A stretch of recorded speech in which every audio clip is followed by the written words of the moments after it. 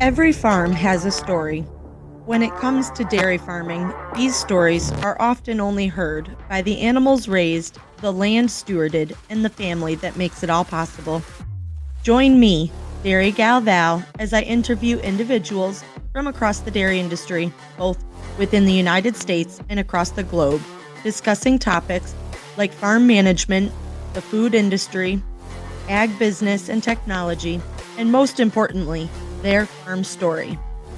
This is the Dairy Hour Podcast. Hello, everyone, and welcome to today's episode of the Dairy Hour Podcast. I am your host, Dairy Gal Val, or Val Levine. Today, I have an extremely special guest. A lot of you in the dairy industry know him. He is the man behind National Milk Producers Federation, Jim Mulhern. Jim, how are you today? I'm great, Val. It's great to be with you. Looking forward to our conversation. Me too. It's going to be nice to take a step back from actual dairy policy and all that stuff that we normally are talking about and just get to know you as a person, Jim. And I think it's a great way. A lot of you that could be listening know that Jim's retirement is pending for the end of the year, 2023. So we are in a transition period within the dairy industry. And you getting a chance to take this time to sit down with me, Jim, means a lot. You've always been one of those people that I've always looked up to in the dairy industry, and just your kindness and compassion to the dairy farmers while basically working as, working as one of us, for us, with us. It's noticed throughout the industry, and I do just want to take a second to tell you how much we appreciate that, coming from a dairy producer. So, Jim, if you want to tell us a little bit about your current role, that would be a good spot to start, probably. Okay, great. Well, Val, appreciate all those very kind words. For me, it's been an incredible journey.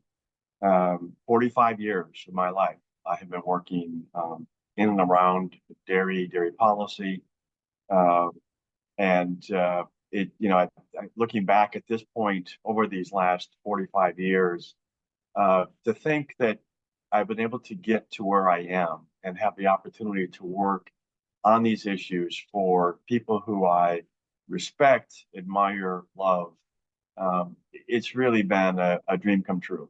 And I'm so happy with the people I've met, been able to work with, people who have earlier in my career mentored me, helped me get to this place, and to feel like I have given my all, day in and day out on every major battle that we have faced. I've tried to always, have my North Star has been remembering who I'm working for. People who are working as hard or harder than I am, frankly, actually working harder on the farm. And it's kept me going. And so it's 45 years of this. I've got to admit, I could go longer, but I'm also, because I got a lot of fight left in me, but I'm also aware of, the passage of time. And there's a lot of life left for me to live. And I know myself well enough to know, if I don't pull out, I'll just keep going. And then you get to that point and you look back and say, hey, I should have retired at some point so I can do some of those things that, you no longer have to do.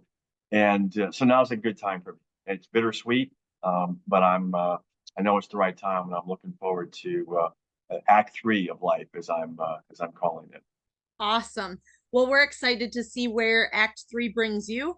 Even though from previous conversations that I've had with you, it seems like you're planning on unplugging, and disappearing off the face of the earth for a little while, which I guess I can't blame you, being on call all the time for the past God knows how many years. So, how many years have you been with National Milk, Jim? Well, I've been, it's two stints actually. This is my second go around at National Milk, and it's been 10 years now that I've been president and CEO. But my first start at National Milk was in the mid 80s. I was the chief lobbyist here in 1985. I had come to Washington to work on Capitol Hill for a Wisconsin congressman, and came out here to do dairy policy, agriculture policy, but mostly dairy because I was my boss had a very large agricultural district in southern Wisconsin, and I had really developed some expertise in dairy policy working for a dairy co-op in Wisconsin for the previous 5 years before I came out here. I came out in beginning of '83, so it's 40 years ago, and then came to National Milk in 1985 to work on the 1985 Farm Bill. Was here from '85 to 1991, and then in 1991 I went back to Capitol Hill to be chief of staff to Wisconsin Senator Herb Kohl, um, and um, uh, and then I've been was on the Hill. At that time, we had a number of dairy policy issues when I was with Senator Kohl. So I was able to, work on those So when I. I'm going to test your memory. What were some of the things that you were working on back then? So what is some of that legislation? Would we still know it today, or just what is some of that stuff that you Well, were the able old to work timers on? would know some of the issues. So one, let's start with one that everybody knows in dairy would be the dairy checkoff program.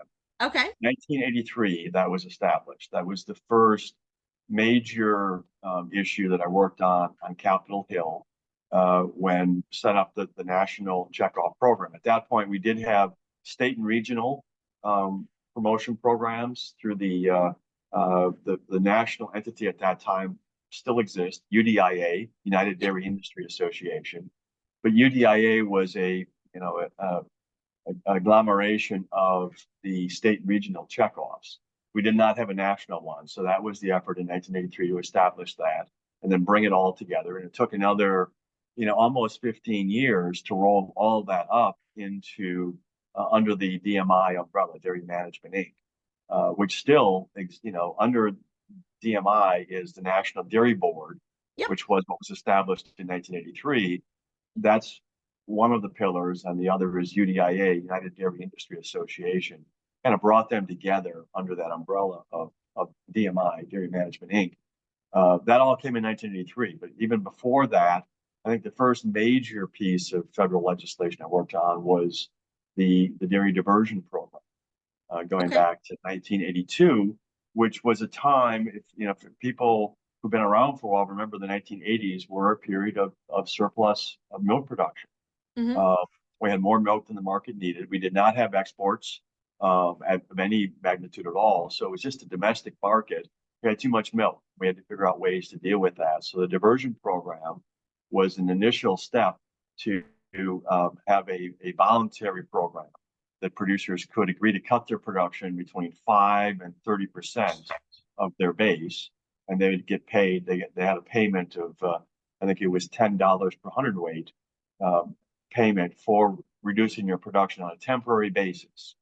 And what we found in the diversion program is it worked when it was in effect, but as soon as the program ended, production rebounded and went right back to where it was. So it did not have that lasting impact.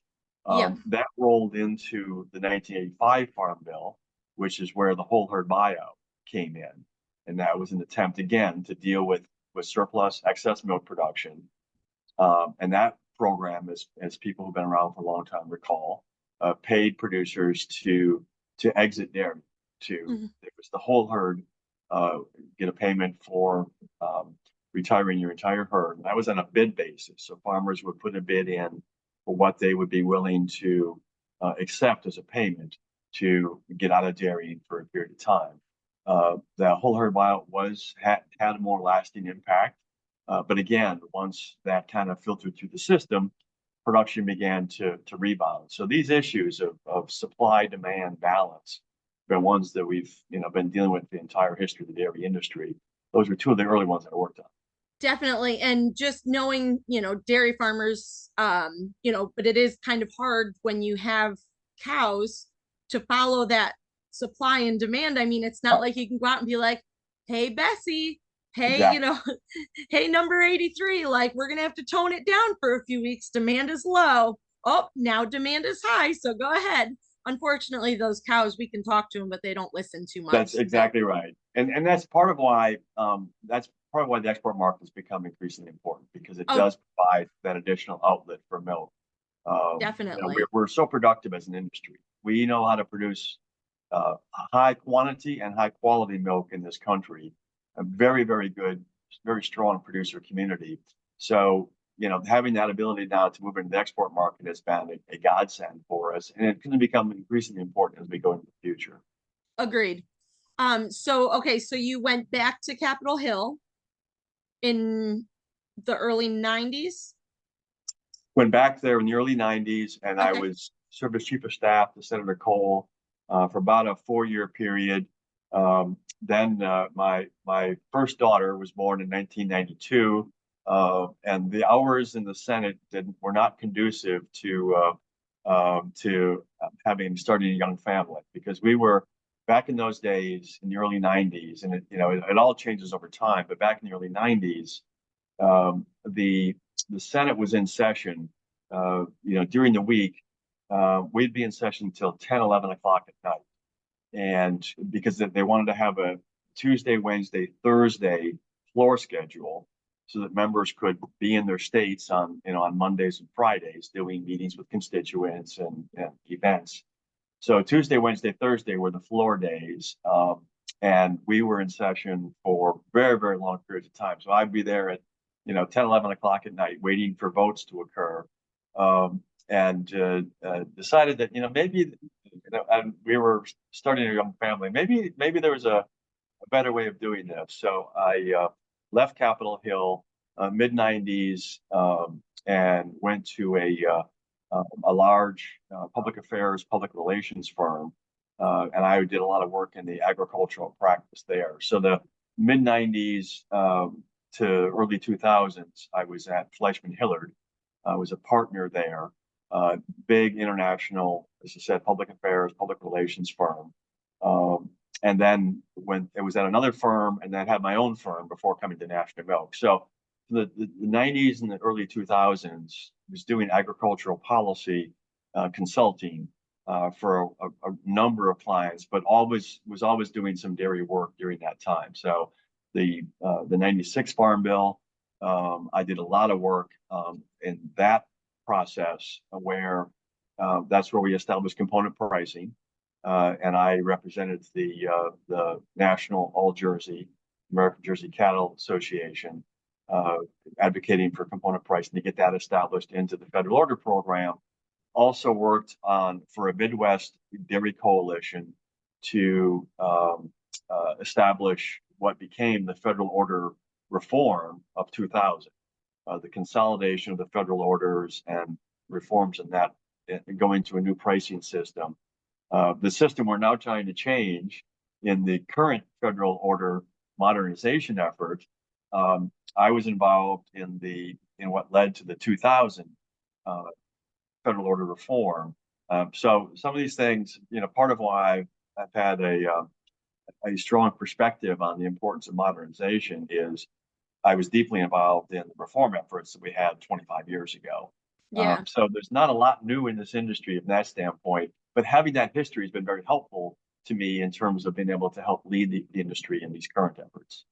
Definitely. And it is just a show of how much the dairy industry has changed in the past 23 years since it was last reformed, and just the major differences and other, challenges that you did not foresee back in the early 2000s that we face now. So it's definitely one of those things that needs to keep evolving and going with technology and with the future. So That's exactly right. So in the late 90s, early 2000s, we had a set of challenges we had to address in the federal order system. And that was why it needed to be changed and really updated at that point.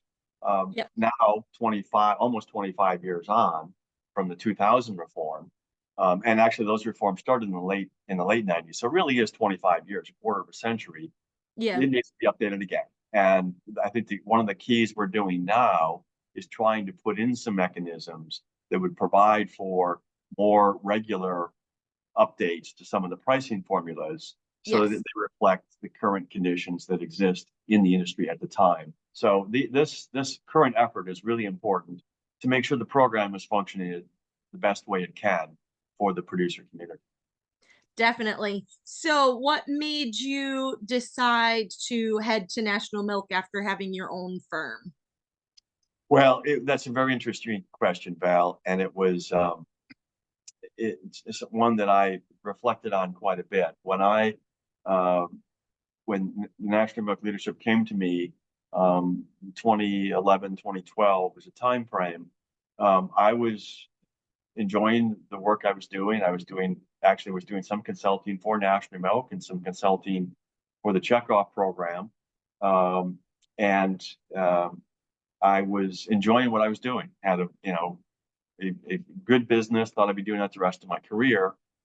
And when the president and CEO at the time, Jerry Kozak, came to me and said that he talked among the leadership and they wanted wondered if I was interested in taking over National Milk. Um, it caught me by surprise because I thought I'd be doing my firm for the rest of my career. And I thought about it for a while, and really what came up for me was two things. One, the opportunity to lead a national organization, and especially one that I knew so well and had such great respect for.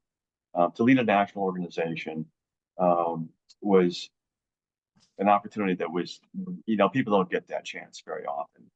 And the other was knowing the team of people here and having my background in the dairy producer community. I had a sense that there was, for me, unfinished business. When you're a consultant, you provide the best counsel you can to your clients. Ultimately, they decide whether they're going to follow your advice or not. And there is a satisfaction, a gratification when you see the advice you've offered to your client and try to lead them through the process. When they follow that advice and it works, it's a great feeling. But they don't always follow your advice. And your job is just to give that counsel. And this is a path to suggest. But for any number of reasons, sometimes people can't do it, don't want to do it, have a different approach. The only satisfaction you have then is, well, I told you so. But that's not really very gratifying. Yeah. That's kind of empty. So, but that's, as a consultant, that's your role. It's different when you lead an organization. Then you make the decisions, and that was really the opportunity that, as much as I enjoyed consulting, you love it when they follow it, hate it when they don't. In this role, I had a chance to make those decisions, and then having a strong team of people, because it really is all about the people, and we have an incredibly strong team here at National Milk. That for me has been the tremendous joy, leading a team of hardworking, smart, passionate people who really care about this industry, care as much as I do. When you lead a team like that, it's not work. It's it just makes it all so gratifying, so rewarding, and to the point that work becomes more like we're doing this together. We're in the battle together. So it has been a great run for me. Yeah, I've definitely noticed getting to do some different things with National Milk through the National YC program the last few years, and now being a part of National Dairy Board and still getting to like go to the annual meeting and things like that. You have a fantastic team that works with you. Every single person is just so sharp, so great at what they do, and they're just so friendly. There's always smiling faces around. They're always happy to see dairy producers, get to hear what's going on out on the countryside, and just get that experience and that those stories from the countryside to really be able to do their job to the best of their ability. And that shows. And I believe that having a great team like that is a good sign of a great leader. And that comes back on you, Jim, for really building that team over your tenure and making sure that everyone works together and all the pieces are moving at the same time. And that's really, it's definitely something that you should be very proud of. And I know that you are. I am. I do take a lot of pride in the staff, but I will say that they make me look a lot better than I really am because of their hard work. they're the ones who get the work done. I try to provide the leadership. It's just an incredible team. And one of the things that's a great position to be in as a leader when you can ask your staff their counsel, their advice, and it's spot on. And you say, okay, let's go do it. And to see it all come together, it's a great feeling. And this industry should be, I think it's very fortunate and should be very proud of the team of people who are dedicating, their lives, professional lives, to this industry. We've got a team of people who do a lot of different things. They have lots of opportunities because they're smart, they're engaged, they care a lot. Great employees, great professionals. We're lucky to have them on our behalf, and I know they feel lucky to be working on behalf of the producer community. We're definitely lucky. So I want to take a second to back it up to the very beginning, Jim. We kind of started at the beginning of your work career. I want to go back. Do you want to talk a little bit about where you were born and raised, what your family dynamic was like, and all that fun stuff back? Sure. Let's get your the way back machine, huh? So I grew up in a small town in southern Wisconsin, just about 35 miles north of Madison. And so dairy country, farm country. My dad grew up in a dairy farm, small farm. I used to joke that my dad was an organic farmer. Now that's because he was dairy farming in the 30s and 40s when everybody was an organic farmer. But after World War II, he left the farm. They, had a small farm, diversified like most farms were back in at that point in our history. He went to moved to Milwaukee after World War II, worked in factories, brewery, machinery, and then came back. Did that for a few years before I was born. And in the early 50s, they moved back to Portage, the small town that I grew up in. And so I come from a large Irish Catholic family, nine kids in my family. And you're in what order in that? So in I'm, that I'm family? six of nine. I Okay. am middle of the boys. So I have two older brothers, two younger brothers, and that was a hell of a position to be in because I could do nothing right. When my older brothers beat up on me, it was my fault because I should stay out of their way. When I would beat up on my younger brothers, as brothers do, it was my fault because I was old enough to know better. So it was a tough position to be in, but it was great being it. At the time, I got to admit, I didn't love being from a big family when you're wearing hand-me-down clothes, and we were a working class family, so they were tough times. I really began to appreciate it as I got older, in my late teens, early 20s. Then you really understand the value. For me, it was the value of having um, a number of siblings and remain close to this day. Most of my family is still in Wisconsin, so I get back there frequently to see them, and that's great to keep me connected and grounded. But having not grown up in a dairy farm, a lot of my friends were grown up in dairy farms. My grandfather had a farm, did not dairy; he raised sheep. So it was always around agriculture. And when I went to college at the University of Wisconsin, was trying to figure out what I wanted to major in, and really was the kind of rural roots I had that brought me into the College of Agriculture and majored in agricultural journalism. And at that, I was studying a broad background, not just agriculture, but also natural resource communications. Um, and but it was a really strong program for me. That's what got me kind of into agriculture because in 1978 was the first time I came to Washington to work as an intern on Capitol Hill for my local congressman, and that was I came out and worked on agriculture policy. So that really kind of because I had the background, from college, put me in good stead to do that work on Capitol Hill as an intern, and that just gave me the thirst. Once I was here for that summer, I couldn't wait to get back. And so at once I went back, finished college, Started working in January 1979 for a dairy co-op that is a member of National Milk. Farm First is the co-op today. It was that's a merger of several smaller, similar size or similar focused testing co-ops. They market some milk. We did some milk marketing back then. They do more today. But it was a great training for me to really ground me in this industry. Well, we're happy that you picked the direction that you did. Obviously, it worked out well. So, how much of your post-retirement plans are you sharing, or what do you have any big plans? I know you've traveled a lot with your position. Do you plan on staying home? Do you plan on doing some travel for pleasure, or what's your future? Well, the future is going to unfold. I don't have big plans, and I've done that by design.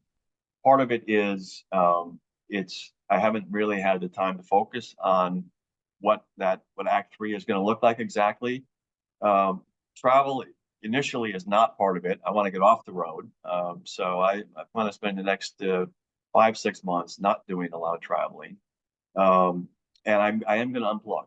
I'm going to try to get away as much as I can, just to decompress a bit. My kids, my adult children live on the East Coast. I have a daughter in Brooklyn.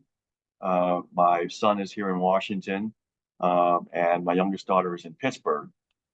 So I have come to learn you kind of don't make long range plans until you figure out, where your kids are going to be. And I think they're going to be on the East Coast. So, and my friend network is here in the Washington area from, 40 years of living here.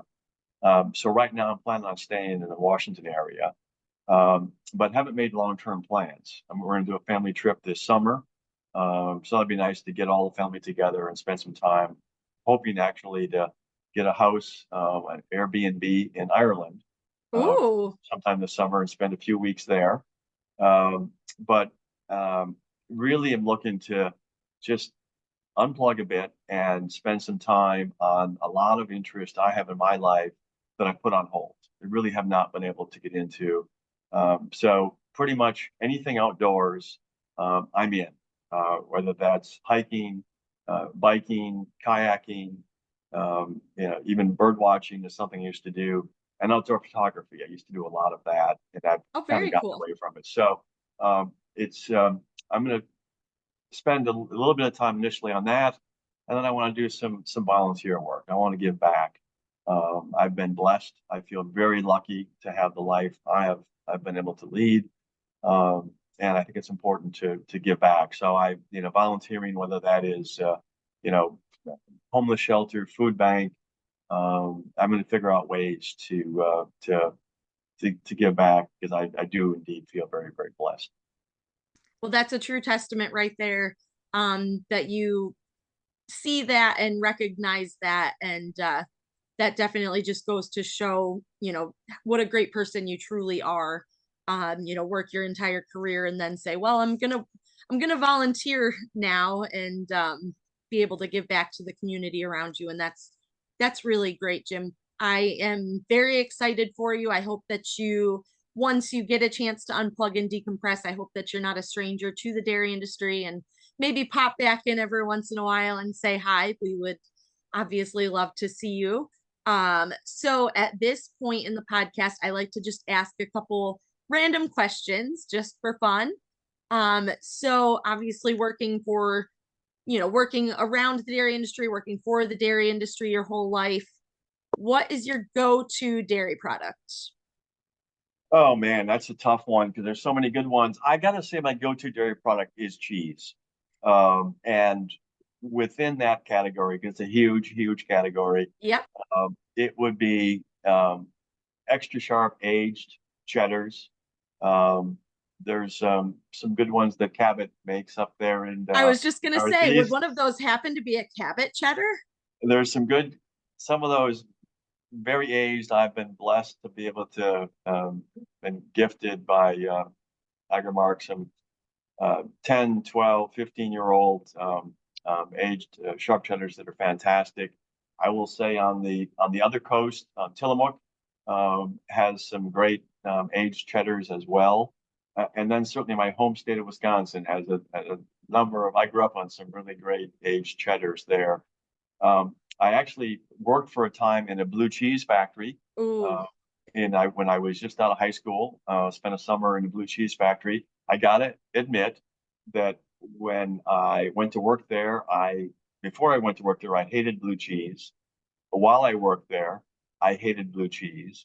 And it only came up probably 10 years later, 15 years later, in my mid 30s, that I began to like blue cheese, and now I love it. So you give me a good blue, a good Roquefort, um, outstanding cheeses. yes. An aged Swiss. Um, the thing is that the U.S. now is making some really, really good artisan cheeses. So the varieties that are out there are just incredible. I got to say, cheese is my go-to product. That hey, that's a pretty solid go-to product. So I guess that's definitely, I mean, definitely respectable on that one. And we do have some pretty darn good cheese in the United States, We if I do do say so myself. So beach or mountains? mountains. Mountains. That's not one that Yeah, you hear all the time. because there's so much more life in the mountains. The beach, actually under the water, there's an incredible amount of life there. But on the beach itself, it's a pretty harsh environment when you think about it. The beauty, the variety of life forms in the mountains, and then all the things you can do there. I'm a mountain guy. That works. All right, we'll do one last question. Your go-to meal. Oh man, that is really hard. I gotta say, I'm a big fan of ethnic foods. Um, I eat a lot of steak and potatoes and great American fare, but um, I really do enjoy Indian food. Okay. I enjoy Thai food, um, spicy, not flaming hot, but good spice. Um, so I gotta say it, experimenting with ethnic foods is a really I commend it to everybody. You'll get some good ethnic Irish food hopefully next summer in And I Ireland. will So, indeed. And there is some really good Irish food. I was there, took my dad there several years ago, and one of the things that surprised me was because you think of the Irish and English as the food is, it's kind of yeah. it's meat, pretty basic meat and potatoes. Now there's some really, really good cooking. So Yeah. that's one thing I do like about travel is the opportunity to find really good food. Get to experiment and explore and yep. And there's no better place to get those unique dishes than where they're actually from. Yeah, exactly. So, agreed. Jim, I cannot thank you enough on behalf of the dairy industry for your service over your career. You have made some very long lasting, great impacts to the dairy industry, and we are very, very grateful for that. I know that the future is in good hands. You guys have worked hard to ensure that the transition is seamless and that your predecessor is well prepared to take on that role, not to mention the great team that you have spoke so highly of, obviously there to support him in his new role. I do you have any last, I guess, last parting words for the podcast? Yeah, the last parting words, beyond expressing the gratitude, value, everything you said, it was, so nice. And I really, really appreciate all of those kind words. But right back at you and young leaders in the industry like yourself.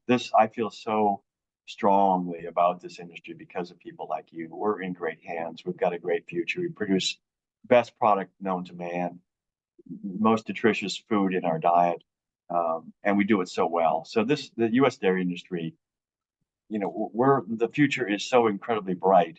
But I also want to say for this organization, you talked about my successor, Greg Dowd, is going to be a tremendous leader for this organization and for this industry. Greg comes to this job with extensive experience in agriculture. He has been, working at farm organizations, in the Senate, in the administration, and just has an incredible wealth of knowledge and expertise and a new perspective to come. I think it's great for the industry to have somebody with his background, his experience coming, from outside dairy, knows all of the U.S. agriculture, but is going to be a great leader for this organization. And I am just so excited to watch from the sidelines now to watch this industry continue to grow and thrive and prosper under Greg's leadership and under the leadership of so many incredible people throughout this dairy community, coast to coast. Well, awesome. Thank you so much, Jim, for joining me today. It was great to actually get to dive into your career and how you ended up into the position that you're in today. And it is very appreciated. And I had a great time chatting with you.